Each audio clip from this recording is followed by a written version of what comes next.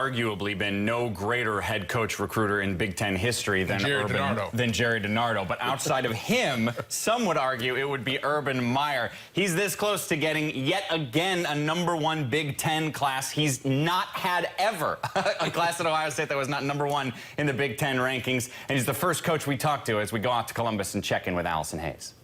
Okay, Coach, a historical day for you, a great recruiting class.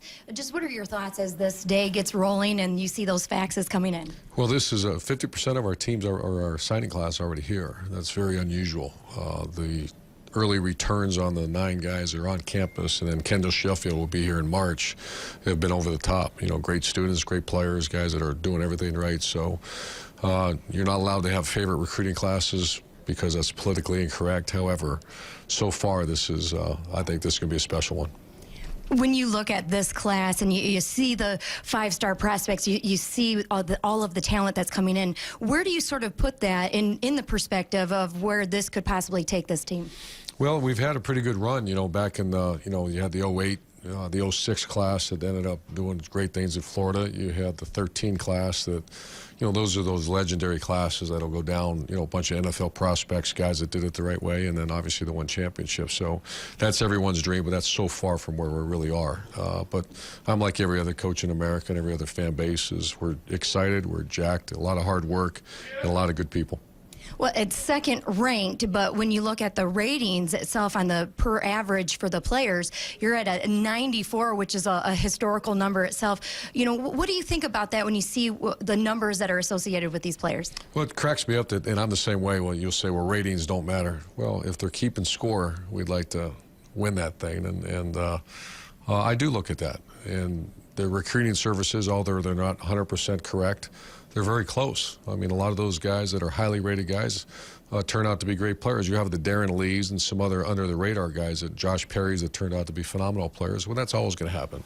But when you start throwing around numbers like 94 and 5 stars and 4 stars, those aren't the end-all. But sure, they matter. And we're all competitive. We're very competitive here.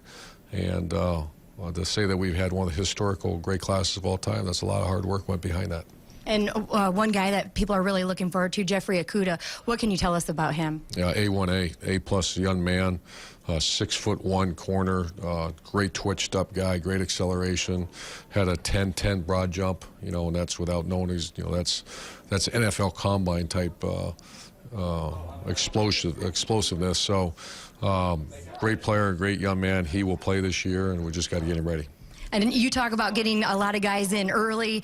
You talk about that as Shawn Wade. He's not only a big prospect, but he was one of the very first guys to sign on board for you. Yeah, he committed at the national championship game 2 years ago, and the hit ratio of that's almost 0. You know, kids commit and change, which is fine. But he, you know, especially a guy from Jacksonville, Florida, you know, that's a bunch of states to cross over to come here. Randy and Gwen, his mother and father, incredible people. We know them like their family already because we've been with them so long.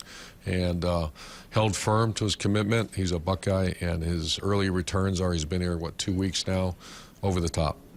Well, thank you so much, Coach. We'll look forward to talking to you again later today. In the meantime, we'll send it back to the studio in Chicago.